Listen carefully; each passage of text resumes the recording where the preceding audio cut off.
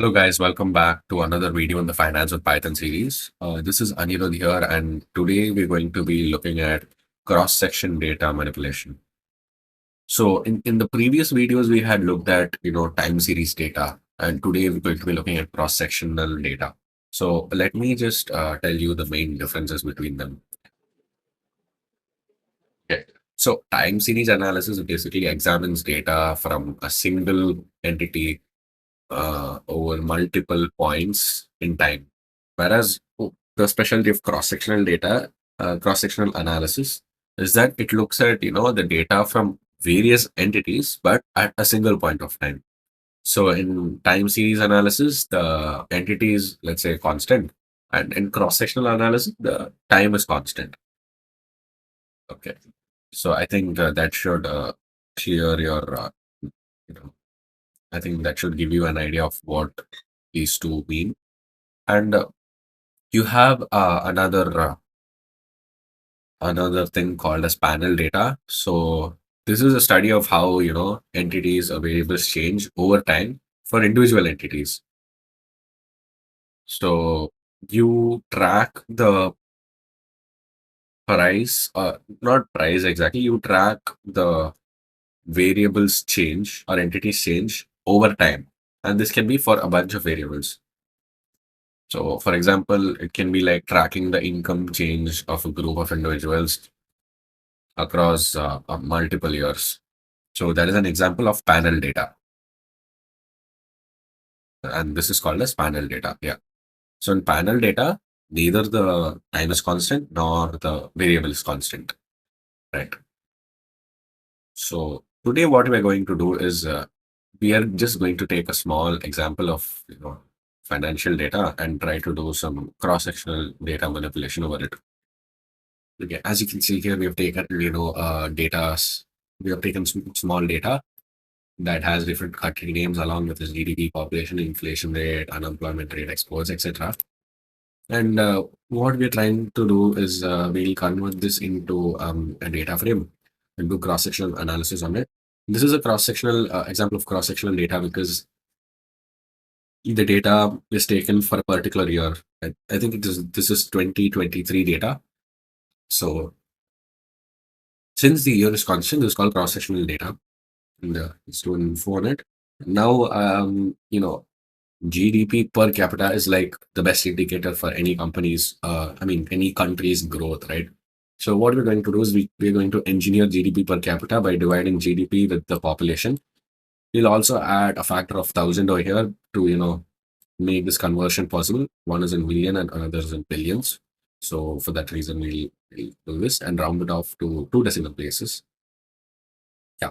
So we have the GDP per capita here for every country, sorted on the descending order. And let's try to plot this as well. So we're taking the country and the GDP per capita, giving a title, and then, we can plot this. So this is an example of, cross-sectional data handling or manipulation.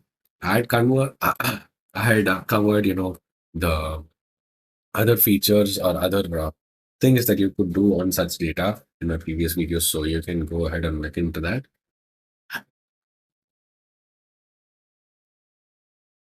Okay, now let's go into the topic called correlation analysis. So what is correlation analysis? So in our data set, you have a bunch of variables. So correlation analysis is like a statistical method that is used to measure the strength of linear relationship between any two variables and compute, assign a number. So it just calculates like the change of, let's say, GDP per capita according to population. So how are these two correlated? So when you do correlation analysis, you can understand how the population of a country affects its GDP per capita. And if it's positive, it means that greater population, greater GDP per capita. If it's negative, it means that it has a negative correlation. So greater population, lesser GDP per capita, right? And if it's zero, there is no linear relationship. Okay, also correlation. analysis can only capture linear relationships. So that is one thing to keep in mind. And this is specifically designed to only measure linear associations. So, like if it's not a straight line, the correlation analysis won't give you proper results. So you have to keep that in mind while doing correlation analysis. Anyways, so like we are trying to do correlation analysis for this data set. And here we have taken the GDP of a country, population, inflation rate, unemployment rate, GDP capita, exports, everything. All columns except the country column. And let's look at the correlation. So here this is called as a heat map, and this has been generated using the Seaborn library. So the Seaborn library is very useful for generating very visually appealing uh, indicators, and heat map is one of them. So it gives you a correlation analysis. So it gives you a correlation between different variables. So these are the variables.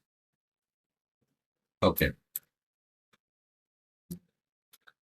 So, when we look at this, we have to look at values that are typically near one. So, those are values that indicate strong correlation, right? So, right off the bat, we can see a 0.89 over here between GDP and exports, which essentially means that, more the exports the country has, more the GDP it has, right? That is very basic and easy to understand.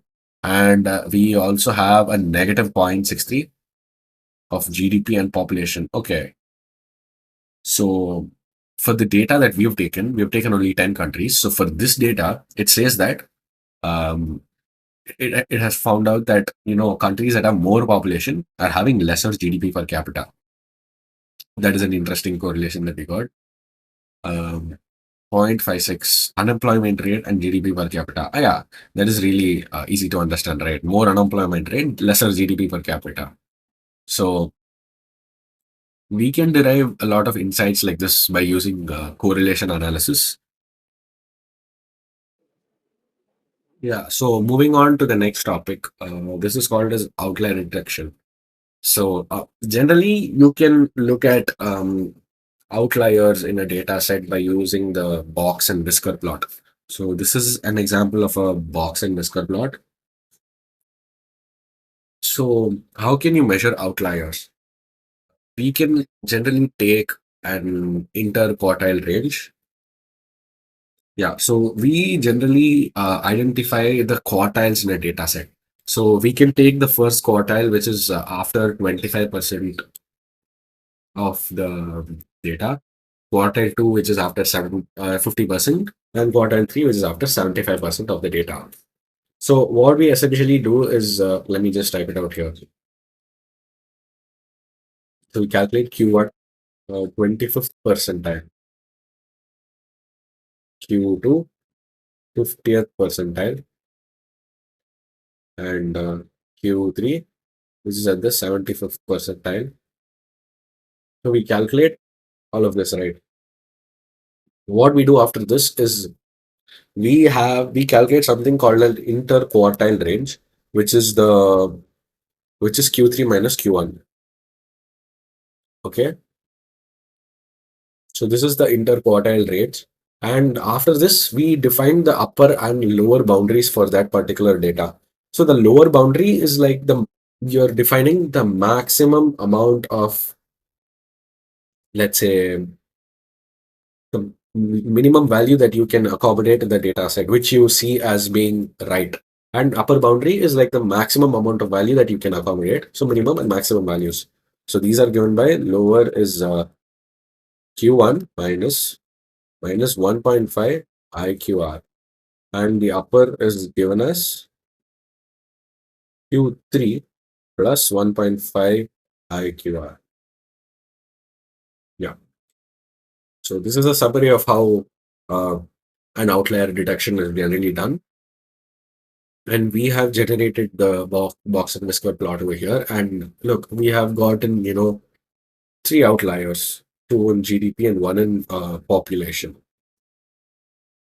Yeah. Okay. So that was on how to calculate outliers in a data set. This is just another representation of the outliers. Let's run it again. Yeah.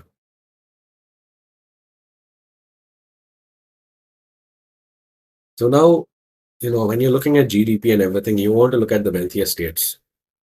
So we are taking US, Germany, and Canada because all of these three have the maximum GDP per capita. And we just try to print these using a Phillips curve analysis. So the Phillips curve is basically a theory which states that inflation and unemployment have a stable and inverse relationship.